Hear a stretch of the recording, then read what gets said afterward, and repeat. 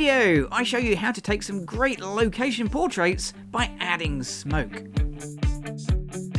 Adorama TV presents Take and Make Great Photography with Gavin Hoey. Hello, I'm Gavin Hoey and you're watching Adorama TV, brought to you by Adorama, the camera store that has everything for us photographers.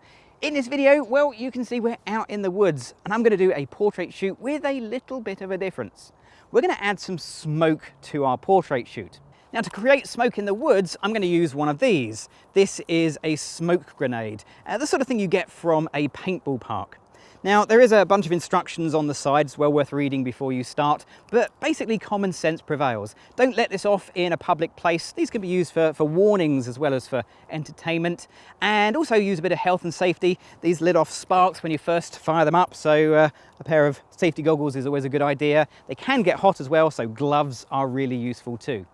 For your model, well, they can stain clothing, so if they're wearing white, you might want to consider that. And of course, if anybody has any breathing issues, you're going to get a lot of smoke from these, so bear that in mind too. Okay, let's set the lights up, get our model in, and get shooting. So today I'm joined in the woods by Fern, who's going to be the model for this shoot. Now, before I go anywhere near smoke, I've got to get everything set up correctly because the smoke only lasts for a really small period of time. The smoke bomb, about a minute to 2 minutes at most, even for one that size. So first thing to do is to work out the exposure. Now I'm going to use a bit of flash just to fill in the shadows here. I've got my StreakLight 360 in a little softbox, but let's start without the flash and work out the ambient light. So working in manual mode, I'm going to come back here and I'm going to take a meter reading and my camera is telling me f4. So the correct exposure is f4, but I want to underexpose by a stop to bring back some of the highlight detail, get a bit more drama in my shot. So I'm going to work at f5.6. Okay, let's just take a test shot, see how this looks. At f5.6, that looks pretty good. We've got some detail in the sky and we've got some detail in the shadows, but it is quite dramatic. But Fern looks a little bit underexposed. So what I need to do is I need to get the flash to be the same exposure as my camera, f5.6. So let's just pop the meter underneath Fern's chin. Nearly there, we'll just adjust the flash power. So my flash matches my camera and my camera is underexposing the background. That should give me a great looking shot, but let's just do a test shot and see how it goes. Lovely, one more. So that looks really good. Now there's only one potential downside. We wanted blue smoke and well, we've got purple smoke, which is almost the same, but clearly it doesn't match the dress. Now that could be a complete disaster, but fortunately, I've got a little Photoshop trick that I'll come to later that'll solve this problem for us. So there's only one more thing to do before we actually set the smoke bomb off, and that's to make sure everybody knows what's going on. So I've been joined by my team, well, Sam, who's normally the other side of the video camera, and she's going to be in charge of the smoke and I'm in charge of the photography. Fern's in charge of modeling. So the idea is that Sam, you're going to walk backwards and forwards behind Fern, move the smoke around, and that's basically it. Everybody knows what they're doing. We're good to go with the shoot. So Sam, if you're ready, fire it up. Okay.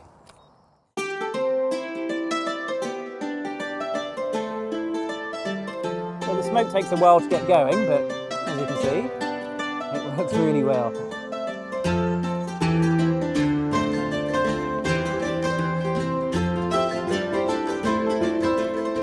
Okay, just stay there, Sam.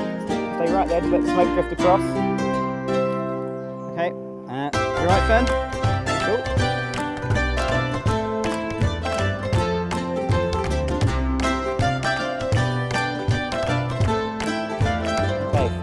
Smoke just behind Fern, and then step out the shot.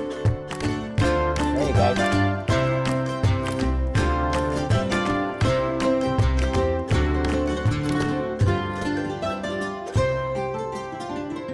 Perfect. Okay, well done. Okay, so there we go. The smoke lasted for about a minute. That was pretty good going. We got some great little shots in there. You have to work quickly with smoke bombs because, well, they don't last very long, but that's all part of the fun. Okay, well, let's set something else up and have another go. So we're going to do one more shoot with smoke, and this time we're going to do a little bit more of a conceptual shoot. So we've got a small bird cage and we're going to put the smoke bomb inside the bird cage. Quick tip when you're doing this, make sure that the end where the smoke comes out from the smoke bomb is pointing away from your model. Okay, so I've got everything ready. Sam's going to do the smoke and then move along with Fern because we're going to do a walking shot, moving the flash as we go. Everybody ready? Okay, let's do the shoot. Where you go.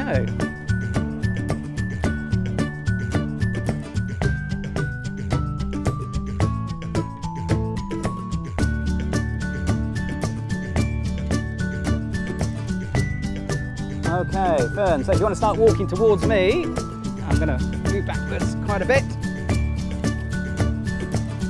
Sam, can you move this way? You hold that down a bit lower, Fern, if you can. That's the way. Slow down a little bit. That's perfect.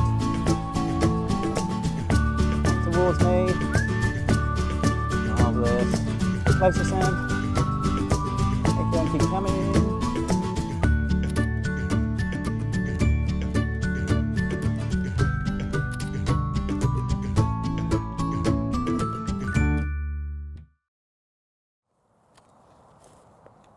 Lovely, that's it. Okay, so there we go. We got a nice little run out of that. We managed to reverse things, go the other direction. Hopefully we got some great shots in there, but there's only one way to find out, and that's to jump over to Photoshop, and I'm going to do that right now. So as it turns out, the company that make the smoke bombs make a whole range of colours. One of them is also blue. So in theory, I could have saved myself a little bit of Photoshop work by getting a better matching colour.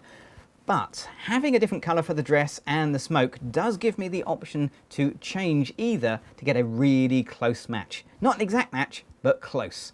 Let's have a look.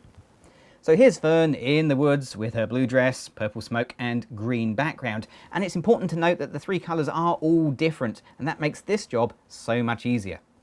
Right, let's go a little bit closer over the dress so we can see what's happening. Ideally, I would do this with an adjustment layer to give you that extra level of control, but because it's such a small dialog box with the adjustment layer, I'm actually going to use a layer straight on top and do it this way with hue saturation. So I could just change the hue, and when I do, everything changes. That's not really the effect I'm after today. I want to be much more targeted and just change the blues in the shot. So I'm going to come here where it says master and drop it down and choose blues. Well, that makes sense. That's what I want to change. So with the blues selected, is it actually blue the dress? Well, once you've selected any of the colours, and it actually wouldn't have mattered which colour I chose, I then have access to these little eyedropper tools, and if I choose the dress by clicking it, I'll find out that actually the dress is more cyan than blue, if anything. Right, that's fine. That's my basic selection done. Now I need to make sure that only the dress changes, and I'm going to do that by increasing the hue to maximum and the saturation to maximum. Now, pretty obviously, I don't want an orange dress, but what I'm looking at is the colour around. Is it changing on these extreme settings? You will see it really clearly if it does. Answer is no, it's okay at the moment, but there's some areas I've missed. So I've missed bits. Let's just get the eyedropper tool and we'll click a few areas just to add those in so we can get as many of those as I can. There's a few little bits down here. Once I've done that, I can then come down to the little sort of, well, rainbow effect at the bottom, I guess, and I can move these sliders around. And if I go too far, you can instantly see which bits are also going to be affected. So I don't want to change that, but I do want to get as much of these sort of the greeny cyans as I can. So let's just bring that out. And similarly with the purples, yeah, I don't want to affect the purples, but I do want as much purple in that dress as possible. Now, if Fern was standing against a more tightly coloured similar background, I would have needed to do a selection before doing this. But as it stands, that's pretty good. Now, if you wanted a bright orange dress, stop there, because that would be absolutely perfect. Very eye-catching, but really not what I'm after for this shot. I've just done that so I can see what's changing. Now I can come and fine-tune the results.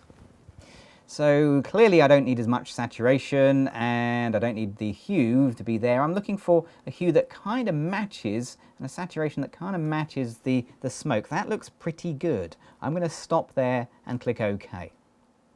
Now once I've done that, from a distance this looks pretty good. We've got a nice match in colour.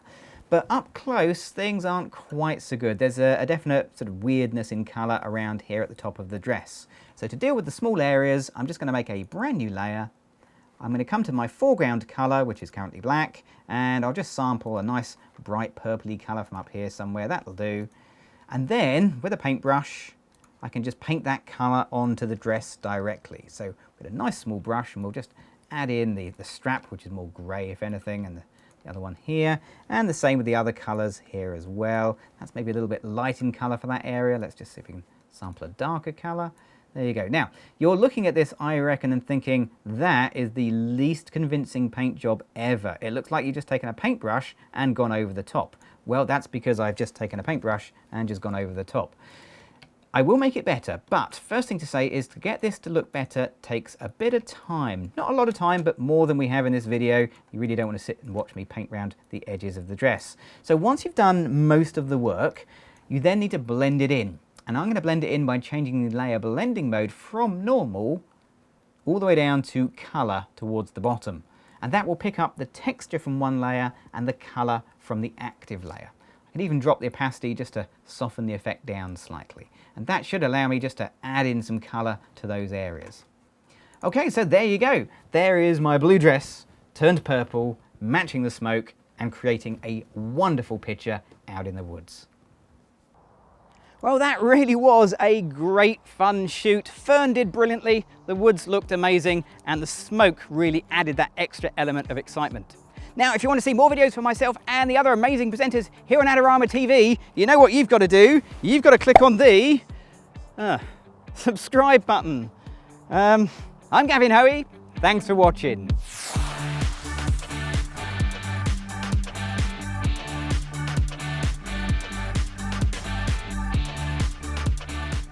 Do you want great looking prints at low cost? Be sure to visit our easy to use online printing service. Adorama Pix has professionals who treat your images with the utmost care that you can count on. For a quick turnaround on photos, cards, or albums, use AdoramaPix.com.